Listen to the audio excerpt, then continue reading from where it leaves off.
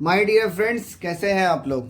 आज हम लोग देखते हैं कि KTY-V को सेट कैसे करते हैं। हम फ्रिजीनियस में भी देखेंगे, बी ब्राउन की मशीन पर भी देखेंगे और निप्रो की मशीन पर भी देखेंगे।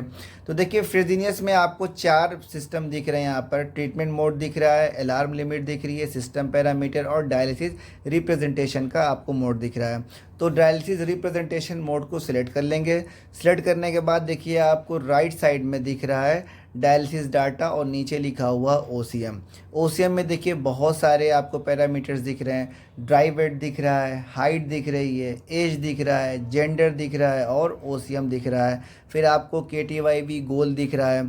ठीक है, तो हम पहले सेट करेंगे पेशेंट का ड्राई वेट। मान लीजिए पेशेंट का ड्राई वेट है वो 50 kg, तो हमने 50 सेट कर दिया। पेशेंट की हाइट सेट करना है। मान लीजिए पेशेंट की हाइट 150 सेंटीमीटर है, पेशेंट की हाइट 150 सेंटीमीटर सेट कर लिया। एज भी मान लेते हैं 50 है, तो अब एज भी 50 सेट कर लिया। जेंडर हम यहाँ से मेल और फीमेल को सिलेक्ट कर लेंगे कि मेल है कि फ़ीमेल है, तो प्लस माइनस बटन से मेल फीमेल को सिलेक्ट कर लेंगे। उसके बाद जो भी मेल होगा तो मेल सेलेक्ट करेंगे, फीमेल होगा तो फीमेल सेलेक्ट करेंगे। फिर आपको KTY-V गोल में 1.4 सेट करना है। 1.2 भी लोग सेट करते हैं, लेकिन 1.4 ही सेट करना चाहिए।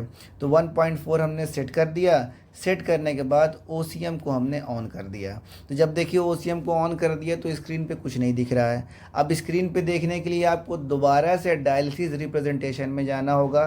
तो देखिए यहाँ पे आपको UF सोडियम डायग्राम दिख रहा है, नीचे आपको आर्टेरियल वेनस प्रेशर दिख रहा है।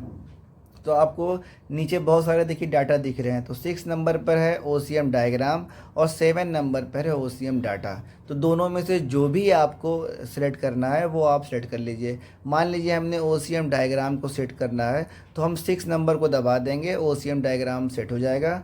और 7 नंबर दबाएंगे तो OCM डेटा सेट हो जाएगा। तो जो भी आपको सेट करना हो, सेट करने के बाद आप कन्फर्म का बटन दबा देंगे। तो देखिए जैसे ही कन्फर्म का बटन दबाया, स्क्रीन पर देखिए आपको OCM डॉट ऑन लिख के आ गया, KTY-V लिख के आ गया, प्लाज्मा सोडियम आ गया, गोल आ गया और क्लियरेंस आ गया। थोड़ी देर के बाद आपको यहाँ पर सब पैरामीटर सेट होने दिखने शुरू हो जाएंगे कि कितना कितना क्लियरेंस हुआ है, कैसे कितनी देर में आपको OCM आपका कंप्लीट हो, यानी आपने जो 1.4 सेट किया है वो कितनी देर में अचीव होगा गोल, वो सारा आपको यहाँ पे दिखना शुरू हो जाएगा। देखिए बी ब्राउन पे देखते हैं। बी ब्राउन पे काफ़ी आसान है।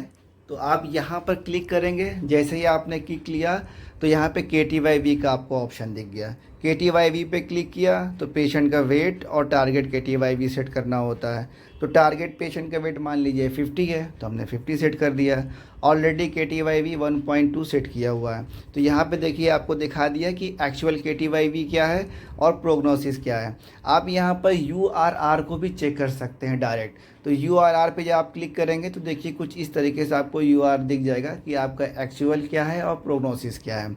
अगर आप KTY-V को इम्प्रूव करना चाहते हैं और तो आप यहाँ से ब्लड फ्लो रेट भी बढ़ा सकते हैं, डायलिसिस फ्लो रेट भी बढ़ा सकते हैं और टाइम को भी इंक्रीज़ कर सकते हैं। क्योंकि यहाँ पे ब्लड फ्लो रेट कम है, तो अब वीडियो पे आप मत जाइए, लेकिन सेट कैसे करते हैं मैं वो दिखा रहा हूँ। लेकिन KTY-V अगर आपको अच्छा अचीव करना है तो हमेशा ब्लड फ्लो रेट को बढ़ा के रखना होता है। मिनिमम 300 अगर आप रखिएगा तो KTY-V अच्छा अचीव होता है।